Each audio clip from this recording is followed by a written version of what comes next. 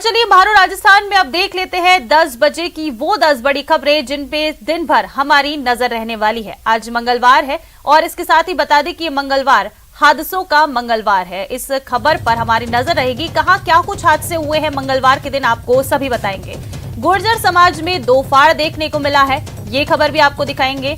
और कहां काफिला रोकना भारी पड़ गया है, ये भी दिखाएंगे। बर्थडे पार्टी में चाकूबाजी भी आजकल आम हो चली है, वो खबर भी आपको दिखाएंगे। इसके साथ ही सर्दी की शुरुआत हो गई है, तापमान गिरता जा रहा है और अब इंसान परेशान होने लगे हैं। राज हुड्डा की आज कोर्ट में पेशी होनी है, विस्तार से इस खबर पर भी बात करेंगे। फसल बर्बाद हो रही है और किसान परेशान हो रहे हैं, कहां हो रहे हैं ये भी आपको दिखाएंगे। और बदमाश शिकंजे में है, जिंदा जलाने की कोशिश कहां की गई है, ये खबर आपको दिखाएंगे। चेन स्नैचरों का आतंक किस कदर कितना बढ़ता जा रहा है, इस बारे में भी विस्तार से चर्चा की जाएगी। और इन तमाम खबरों पर करेंगे बात, लेकिन सबसे पहले इस वक्त की बड़ी खबर देख लेते हैं। राजधानी जयपुर से बड़ी खबर है, शूटर राज हुड्डा मुठभेड़ मामले में आपको अपडेट बता दें। शूटर राज हुड्डा की आज कोर्ट में पेशी होगी। बता दें कि पैर में गोली लगने की वजह से वीडियो कॉन्फ्रेंसिंग के जरिए भी आज ये पेशी हो सकती है। बता दें कि राज हुड्डा को कल एसएमएस हॉस्पिटल से डिस्चार्ज किया गया था, जिसके बाद रामनगरिया पुलिस ने कल रात राज हुड्डा को गिरफ्तार कर लिया था। रामनगरिया पुलिस राज हुड्डा से अब पूछताछ करेगी और इसके बाद पंजाब पुलिस को प्रोडक्शन वारंट पर गिरफ्तारी करेगी। प्रोडक्शन वारंट पर गिरफ्तारी के बाद राज को पंजाब भी ले जाया जाएगा।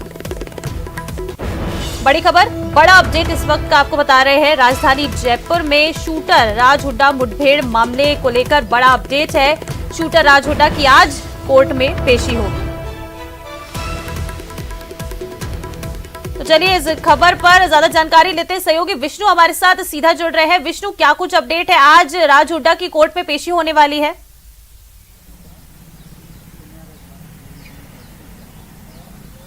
देखिए, 2 दिन पहले जयपुर के जगतपुरा इलाके में, जहां पर रामनगर थाना क्षेत्र है, वहां पर जो मुठभेड़ हुई थी जिसमें राज हुड्डा के पैर में गोली लगी थी, उसके बाद राज हुड्डा को कल 24 घंटे के ऑब्जर्वेशन के बाद में एसएमएस हॉस्पिटल से छुट्टी दे दी गई।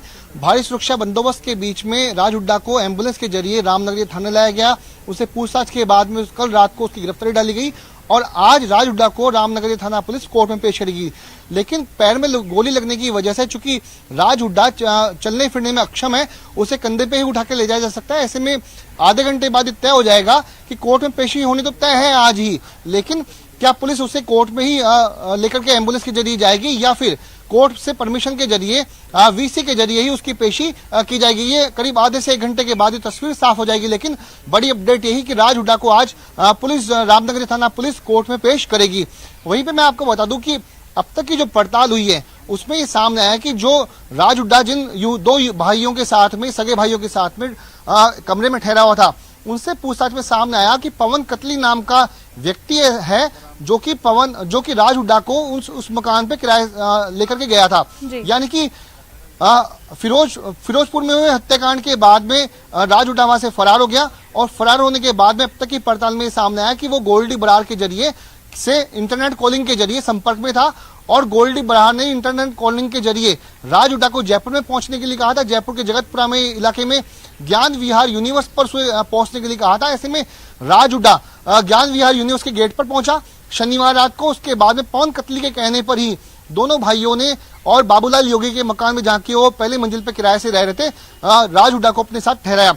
अब तक की जानकारी में सामने आई कि जो पवन कतली नाम का जो व्यक्ति है, जिसकी पहचान हनुमानगढ़ के रूप में हुई है और जयपुर की पुलिस के अलावा पंजाब की पुलिस भी पवन कतली नाम के शख्स की तलाश कर रही है। तो ऐसे में पवन कतली नाम का जो शख्स है उसके पकड़ में आने के बाद भी ये सामने हो पाएगा कि जो राज हुड्डा था वो किस तरीके से किन रास्तों से जयपुर में पहुंचा था। जी विष्णु, जो पवन कतली है, जो जैसा कि आप बता रहे हैं कि उसके कहने पर ही ये सारा जो ये राज हुड्डा था, इनको उस कमरे में ठहराया गया, उनके अकॉर्डिंग ही सारी चीजें चल रही थी, तो उनको पकड़ने के लिए क्या कुछ पुलिस की प्लानिंग फिलहाल अभी चल रही है?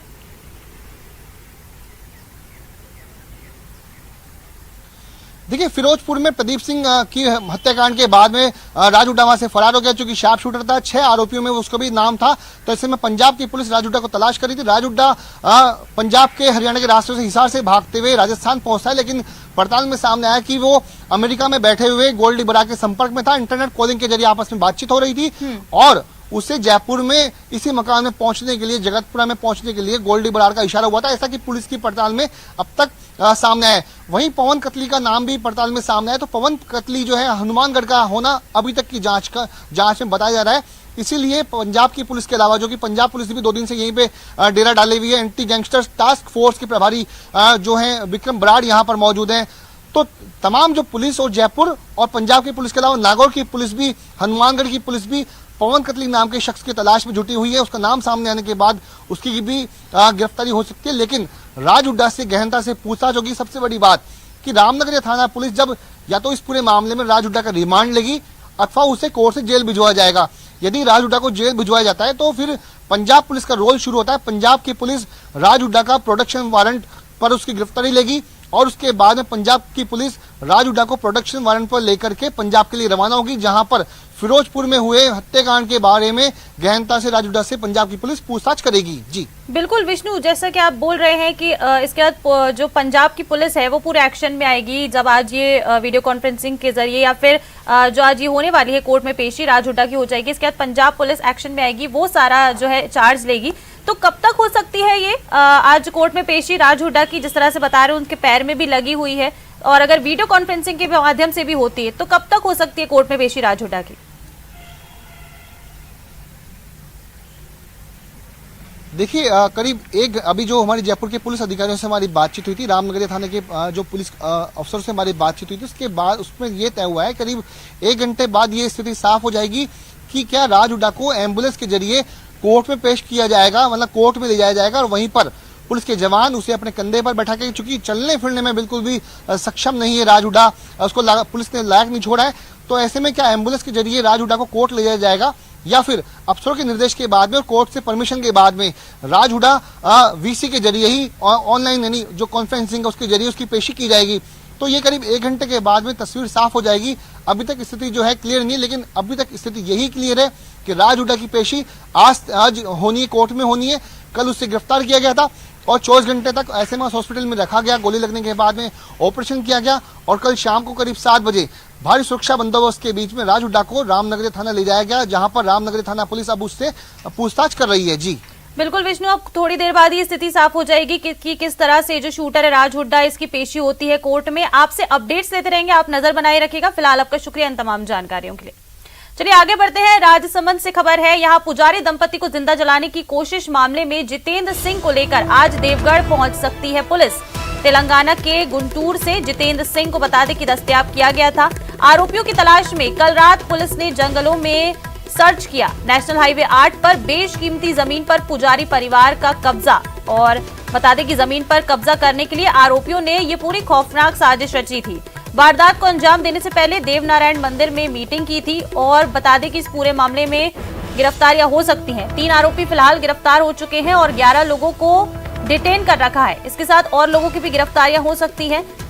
और बता दें कि जिन पर हमला हुआ था गंभीर हालत में पुजारी को उदयपुर अस्पताल में भर्ती कराया गया है, जहां उनका इलाज जारी है।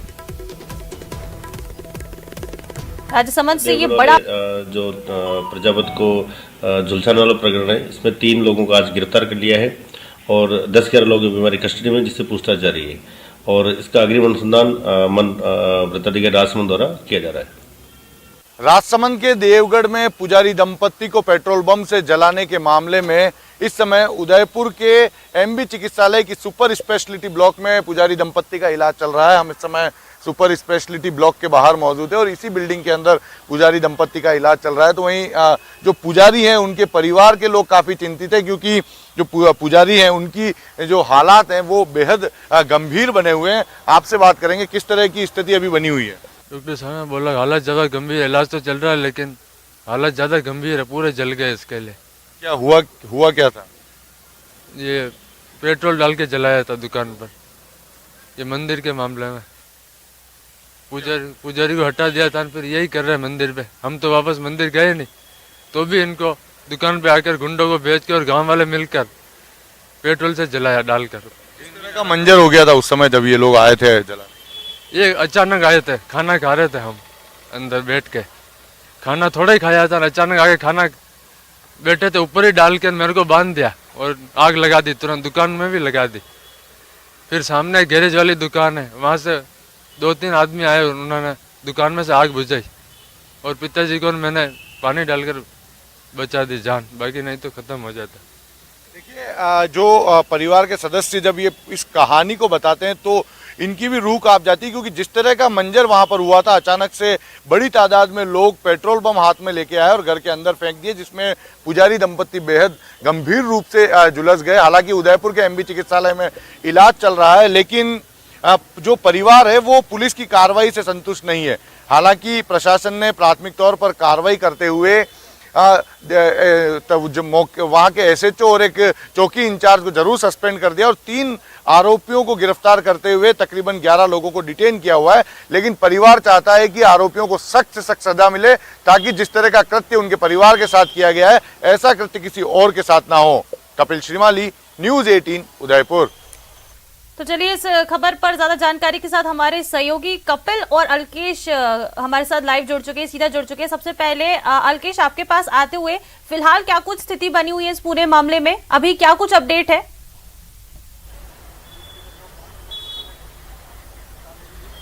जी ऋषिका, मैं आपको बता दूं, फिलहाल अगर आज की अगर बात की जाए तो आज सबसे बड़ी बात यह है कि इस मामले में जो एक मास्टरमाइंड जिसको माना जा रहा है जितेंद्र सिंह, उसको जो देवगढ़ पुलिस है वो आज शाम तक उसको हैदराबाद से लेकर राजसमंद पहुंच सकती है। जो जितेंद्र सिंह था, हैदराबाद गुंटूर में बैठ के उसने पूरे घटनाक्रम का प्लान किया था और यहाँ पर उसके जो साथी लोग थे उन्होंने इसे एग्जीक्यूट किया था। और अगर इस घटनाक्रम की अगर बात की जाए तो एक बहुत बड़ी जानकारी हम अपने दर्शकों को देना चाहेंगे कि इस पूरी जो पटकथा, जो पुजारी दंपति पर जो पेट्रोल डालने की जो घटनाक्रम हुआ था, इसकी पटकथा करीब 1 महीने पहले लिखी गई थी। 1 महीने पहले नरेंद्र सिंह, हरदेव भाट और जितेंद्र सिंह, इन लोगों ने मिलकर जो देवनारायण मंदिर की जिस जमीन पर जो पुजारी जो नवरत्न और ये उसका परिवार काबिज था, उस जमीन को कब्जा करने के लिए इन्होंने एक वहां पर ट्रस्ट का गठन किया। गांव में ये एक अफवाह फैलाई गई कि पुजारी परिवार मंदिर के जो संपत्ति है, मंदिर की संपत्ति पर कब्जा करना चाहता है। ऐसे में पुजारी परिवार को या मंदिर की जमीन से बेदखल किया जाए। और सबसे बड़ी बात यहाँ पर यह है कि जिस जमीन पर पुजारी परिवार का कब्जा है वो जमीन बेशकीमती जमीन इसलिए हो गई है क्योंकि ब्यावर से लेकर जो गोमती चौराहा तो 4 लेन का काम चल रहा है। ऐसे में कई सारी होटलें और जो निर्माण है वो ध्वस्त हो चुके हैं। तो अब जो पुजारी के कब्जे में जो जमीन थी वो जमीन अब हाईवे के किनारे आ गई, यानी कि वो बहुत बेशकीमती जमीन हो गई थी। ये सारे जो आरोपी थे, इन आरोपियों की नजर पुजारी की जमीन पर थी। इन्होंने पुजारी को पहले लालच देने की कोशिश की और लालच देने की कोशिश में जब पुजारी ये लोग नाकामयाब रहे तो इन्होंने 20 तारीख की शाम को एक मंदिर के अंदर एक बैठक की। पहले बैठक करने के बाद पुजारी पर हमला करने का प्लान किया और 10 से 12 लोग जो मंदिर में से ही उतरकर जो आए थे, वो लोग जो अपने साथ पेट्रोल, लाठी डंडे और ये लेकर आए थे, इन्होंने पहले पुजारी के बेटे मुकेश को बंधक बनाया और बाद में पुजारी परिवार पर जो पेट्रोल बम से हमला किया, जिसमें पुजारी नवरत्न और उनकी पत्नी जयदेवी बुरी तरह से झुलस गए। जी बिल्कुल अल्केश, 3 अभी तक बताया जा रहा है 3 आरोपी इसमें गिरफ्तार होकर। आपके पास एक बार फिर से आऊंगी, सहयोगी कपिल भी हमारे साथ सीधा जुड़े हुए हैं। कपिल, जैसा कि अभी अल्केश ने पूरा घटनाक्रम बताया कि क्या कुछ अपडेट है, उन्होंने हमसे सारा साझा किया दर्शकों के साथ। इस पूरे प्रकरण में अभी तक 3 आरोपी गिरफ्तार हो गए हैं, लेकिन कहा जा रहा है कि और भी गिरफ्तारियां हो सकती है। तो क्या कुछ जानकारी इस बारे में कि कितने और लोगों की गिरफ्तारी हो सकती है पूरे मामले में?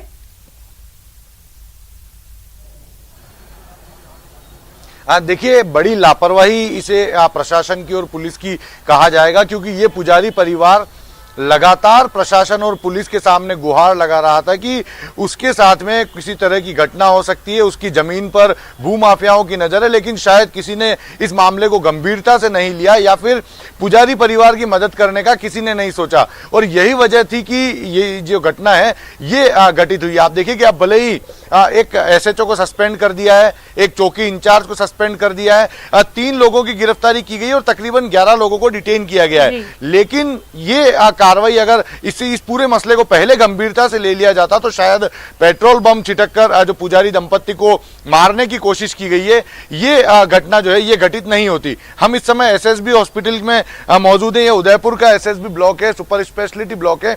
इसी ब्लॉक के अंदर जो पुजारी दंपत्ति है उनका इस समय इलाज चल रहा है। लेकिन आप देखिए कि चिंता की बात यह है कि जो पुजारी जो है वो तकरीबन 80% से ज्यादा जल चुके हैं। ऐसे में उनकी स्थिति जो है बेहद गंभीर बनी हुई है। और कुछ देर पहले जब हमारी पुजारी के बेटे से बात हुई थी, जिसे बंधक बना लिया गया था, बंधक बनाने के बाद में उसके सामने ही पेट्रोल बम उसके माता और पिता पर फेंके गए और उन्हें जला दिया गया था, तो उसका भी कहना था कि लगातार वे लोग शिकायत करते आ रहे थे लेकिन किसी ने ध्यान नहीं दिया। और अब जब ये घटना घटित हुई है तो कुछ कार्रवाइयां जरूर की जा रही है, लेकिन कार्रवाइयों से वो पूरी तरह से संतुष्ट नहीं है। जी बिल्कुल कपिल, देखिए आपने बेहद ठीक बात कही कि जब पहले से शिकायतें दी जा रही थी तो इस मामले की गंभीरता को क्यों नहीं समझा गया, क्यों इस हादसे का इंतजार किया गया। कपिल, सवाल यही है कि कहाँ कुछ कमी रह गई थी। जब आपने उनके बेटे से भी बात की है कि उनके सामने ही जो ये हमलावर थे वो आए और उन्होंने उनके सामने ही उनके माता पिता पर पेट्रोल बम से हमला किया, तो कहाँ कुछ रह गया था कि जो कंप्लेन करी गई उसके बाद भी इस पर एक्शन नहीं लिया गया, क्यों चुप बैठा रहा प्रशासन?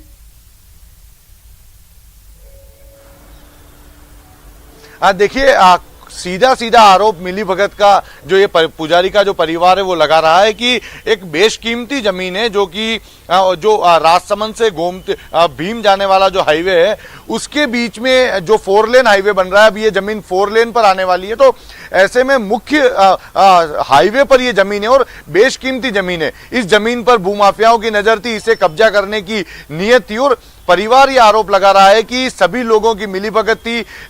जो पुलिस और प्रशासन है वो भी जो है वो आरोपी पक्ष के साथ में जो परिवार का आरोप है कि आरोपी पक्ष के साथ में मिलीभगत रख रहे थे और इनकी शिकायतों को वो लोग गंभीरता से नहीं ले रहे थे। तो बेशकीमती जमीन को हथियाने का ये जो पूरा मामला सामने आया, यदि इसे पहले गंभीरता से ले लिया जाता तो शायद इतनी बड़ी घटना घटित नहीं होती। बिल्कुल कपिल, इतनी बड़ी घटना घटित नहीं होती अगर पहले ही एक्शन लिया जाता था। हमारे सहयोगी अलकेश भी हमारे साथ जुड़े हुए। अलकेश, आपके पास आते हुए जैसे कि कपिल अभी बता रहे हैं कि पहले ही शिकायत कर दी गई थी लेकिन रिस्पॉन्स नहीं दिया गया उस शिकायत पर, मतलब उसको हल्के में ले लिया गया, जबकि ऐसे जो मामले हैं ये काफी सामने आते रहते हैं। तो जिस तरह से कपिल बता रहे हैं कि एक बड़ी लापरवाही है ये, तो इसके लिए कौन अब जिम्मेदारी लेगा?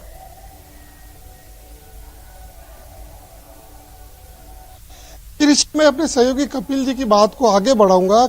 इस घटनाक्रम की शुरुआत होती है 1 महीने पहले। 1 महीने पहले जो ये आरोपी नरेंद्र सिंह, हरदेव भाट, जितेंद्र सिंह, इन लोगों ने देवनारायण मंदिर की जो जमीन है उसको कब्जा करने के लिए एक प्लान तैयार किया और मंदिर में एक ट्रस्ट का गठन किया। ये हम अपने दर्शकों को एक एक्सक्लूसिव जानकारी दे रहे हैं कि उन्होंने वहां पर मंदिर में एक ट्रस्ट का गठन किया और उनका ये प्लान था कि इस ट्रस्ट के जरिए मंदिर में सारी जो मंदिर की जो जितनी भी संपत्ति है उसके ऊपर हम अब काबू करेंगे। उस मंदिर के एक ट्रस्ट के लिए उन्होंने एक कार्यालय बनवाया और स्थानीय विधायक जो है सुदर्शन सिंह रावत, उन्होंने वहां पर उस ट्रस्ट के कार्यालय का फीता काटकर उद्घाटन भी किया था। ऐसे में जब वहां पर जो स्थानीय जनप्रतिनिधियों ने जब वहां पर आकर फीता काटा तो स्वाभाविक सी बात थी, आरोपियों के हौसले बढ़ नहीं थे। आरोपी धीरे धीरे उनको अब लगने लगा कि हम अपने मंसूबों में कामयाब हो जाएंगे। ऐसे में उन्होंने पुजारी को ऊपर हमला करने और पुजारी की जो दंपत्ति है उनको दोनों को मारने की साजिश रच ली। उनकी सोच ये थी कि पुजारी दंपत्ति की अगर हत्या हो जाती है और उनकी जान चली जाती है तो ये जमीन फिर से मंदिर के पास में आ जाएगी और इस जमीन पे सारा कब्जा उनका हो जाएगा। वहीं अगर आरोपियों की बात की जाए तो आरोपी इतने निडर थे कि कल जब पुलिस ने उनको थाने में बंधक बनाया, उनको डिटेन कर लिया था, तब तक आरोपियों को इतने बेफिक्र होकर घूम रहे थे। उन्हें लग रहा था कि हमारे जो राजनीतिक आका है वो हमें छुड़ा लेंगे और हमारा कुछ भी नहीं बिगड़ेगा। इसमें सबसे बड़ी बात यह है कि क्योंकि नरेंद्र सिंह, हरदेव भाट, जिन लोगों को पुलिस ने अभी तक गिरफ्तार किया, जिन 3 लोगों की गिरफ्तारी पुलिस ने अभी ऑफिशियली शो की है, वो लोग वो है जिन्होंने इस घटनाक्रम की साजिश रची थी। हालांकि जिन लोगों ने पेट्रोल डालकर पुजारी परिवार को जलाने की कोशिश की वो लोग अभी पुलिस की पहुंच से दूर हैं। पुलिस ने कल रात भी कॉम्बिंग ऑपरेशन चलाया था क्योंकि जो हीरा की बस्ती वाला जो ये इलाका है, ये जंगल है इनके पीछे, तो इस जंगल क्षेत्र में पुलिस ने कल देर रात तक करीब 3 बजे तक वहां पे सर्च किया था। एक बार की पुलिस को कामयाबी मिलने की उम्मीद भी जगी थी, लेकिन अंधेरे का और स्थानीय जो जंगल है उनका फायदा उठाकर वो आरोप लगाने में कामयाब हो गए। हमारी जब पुलिस वालों से बात हुई तो उनका ये कहना है बिल्कुल अलकी, जैसे कि देखिए सहयोगी कपिल भी बता रहे थे कि इस पूरे मामले में कुछ बड़ी मिलीभगत भी हो सकती है, तो अब देखना होगा कि पुलिस पूरे प्रकरण में क्या कुछ खुलासा करेगी। कपिल, अलकेश, आप दोनों का बहुत शुक्रिया इन तमाम जानकारियों के लिए। चलिए आगे बढ़ते हैं। अजमेर से खबर है, रोजगार मेले का द्वितीय चरण आज है। अजमेर के सीआरपीएफ में बता दें कि ये कार्यक्रम आयोजित हो रहा है जिसमें देश भर में 45 शहरों में। तो चलिए पहले आपको अजमेर से अश्विनी वैष्णव कुछ कह रहे हैं, सुनाते हैं। रेल मंत्री अश्विनी वैष्णव रोजगार मेले का द्वितीय चरण है, वहां मौजूद है, क्या कुछ कह रहे हैं आपको सुनाते हैं। कम है, जो आरोप लगाते हैं उनको समझना चाहिए। 2014 में जब मोदी जी ने नेतृत्व संभाला तब देश की परिस्थितियां कैसी थी। देश चलता है अर्थनीति पे, देश चलता है इकोनॉमिक्स पे। इकोनॉमिक्स का फंडामेंटल होता है बैंकिंग सिस्टम। बैंकिंग सिस्टम को एकदम खोखला करके रखा था करीब 7-8 वर्षों के एक पीरियड में, जिसमें जैसी परिस्थितियां थी आप लोगों को सबको पता है, कहने की जरूरत नहीं। कैसे कैसे स्कैम हो रहे थे देश के बारे में, दुनिया भर में एक ऐसा हो गया था कि हिंदुस्तान का फ्रेजाइल 5 इकोनॉमी कहते हैं। 4-5 साल लगे उसको ठीक करने में। 2014 से 2019 का पीरियड करीब करीब उसमें गया बैंकिंग व्यवस्था को ठीक करने में, आर्थिक व्यवस्था को ठीक करने में। फिर अप वाली साइकिल आई और कोविड आया, 2 साल कोविड में लॉस हो गए। अब जो परिस्थितियां सुधरी है, आज मैं आपको बताऊं, प्रोविडेंट फंड समझते हो? कितने लोग समझते हैं प्रोविडेंट फंड? समझते हैं प्रोविडेंट फंड क्या होता है? यानी जब भी कोई ऑर्गेनाइज्ड काम में लगता है तो प्रोविडेंट फंड में उसका रजिस्ट्रेशन होता है, पीएफ कहते हैं जिसको, बराबर ना। आज पीएफ में अप्रैल महीने में, मई महीने में, जून के महीने में, जुलाई के महीने में, अगस्त के महीने में एवरेज कभी 16 लाख, कभी 18 लाख, कभी 14 लाख, यानी एवरेज 15 से 16 लाख नए रोजगार हर महीने देश में आज पैदा हो रहे हैं। 15 से 16 लाख। और ये मैं कह रहा हूं इसलिए आप मत मानो, डेटा देखो, ईपीएफओ की वेबसाइट पे जाओ या मिनिस्ट्री ऑफ स्टैटिस्टिक्स की वेबसाइट पे जाओ, नेट पे सारा डेटा अवेलेबल है। 15 से 16 लाख हर महीने रोजगार पैदा करना देश में एक नई तरह की सोच का। तो यहाँ रुकेंगे एक छोटे से ब्रेक लिए, फौरन लौटेंगे।